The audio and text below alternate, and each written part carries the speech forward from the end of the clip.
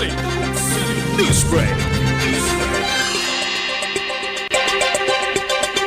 Isang karangalan ang nakamit ni Jail Officer 1 Joy Padio Mangayo nang magtabos siya bilang top 2 sa Jail Basic Recruit Course ng Masidlaya Class 2025-06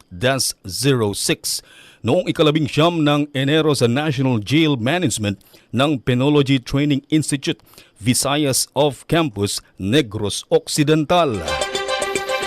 Si Joy ay isang tubo at residente ng Barangay Dilag, Tabuk City. Sa kanilang pagtatapos, nakuha nito ang second highest aggregate rating na 93.52 sa academic and non-academic instructions ng JBRC Masidlaya Class 2025-06 na binubuo ng 300 na estudyante.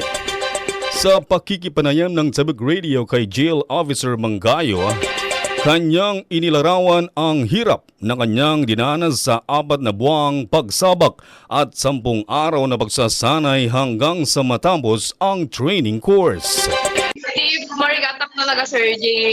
Kahit na bigla na kiti ako di physical ka, syempre eduk graduate na. Nag-out kami 1 month, nag-training kami, tapos diretso jump off Visayas. First time ko pa Visayas. Sa Bali Pudot, sa Bali J environment, di training talaga. Road run, push up, nga biglaan. So, training kami, exercise kami, tapos lesson, ay sabay-sabay. Kanya ring inalala ang kanyang dinanas ng tumama ang 6.9 magnitude na earthquake at pagragasa ng bagyong Tino at Uwan sa Kabisayaan. Na-try mo namin digay nga natural disasters, tapos awan pa iti family ngayon umayos lang nga di talaga mental, emotional talaga iti give up nung one sa patatagan. Tano di mo akad skill physical ijay kaya tang give up sa yung emotion. Homesick, antamawatan sa uda, di environment kat puro nga tubo. Unas, baglang tadadagis ka kadwa mo nga mga taga-Cordillera, di lang kay pagtitinulong kami natin sir, so paghuhugutan mi tikon may sakin.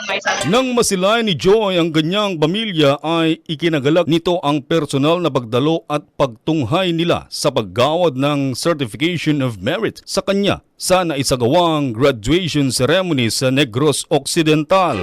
Proud na karon sir. Andang expectaran man nga makasulot iti top na pati siya ko ko expect na tip dahil panunod ko talaga. Hanak nga cream. So awan te wala ka background ko. Awan ti han ko dapat nga i-pressure niya bagbagik ta. Awan talaga hanak bad nga physically ready nga kasaday.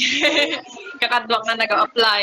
Nagtabos si Jail Officer Mangayo bilang magna cum laude ng Bachelor of Elementary Education sa Kalinga State University.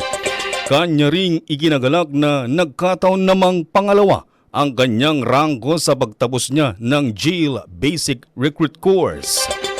Naging inspirasyon ni Joy sa paglipat niya ng kurso mula sa pagiging guro papunta sa pagiging jail officer dahil sa pagtutuon at pagtuturo nito sa mga persons deprived of liberty o PDLs upang manumbalik sa komunidad nang hindi na muli maisagawa ang dahilan ng kanilang pagkasala.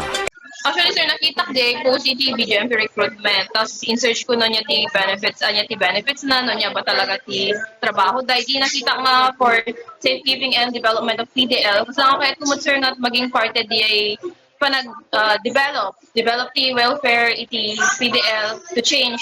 I-redirect lang ay dagi ay dating nga namayat nga aramid da tapno maging better and productive citizen tapno hanay ulitin nun dagi ay crimes nga naaramidan da and mabigyan na pa iti second chances. Iti BGMP sir dati provide nga educational programs which is the ALS damot lang sir dagi test da skills development so kung na sumurag ka magamit kumot lang di pa naka teacher ko sir. Si Jail Officer Mangayo ay nanumpa bilang kawani ng Bureau of Jail Management and Penology noong July 16, 2025 bago siya sumabak sa Jail Basic Recruit Course. Kasalukuyang nasa academic break si Joy at inaasahang uuwi sa Tabuk City upang makapiling ang kanyang pamilya bago muling sasabak sa kanyang trabaho bilang bagong naitalagang Jail Officer 1 ng BJMP. At yan ang balita para sa oras na ito. Ako po, si Reddy Redotal. Tabuk City! Tabuk City! Newsbreak!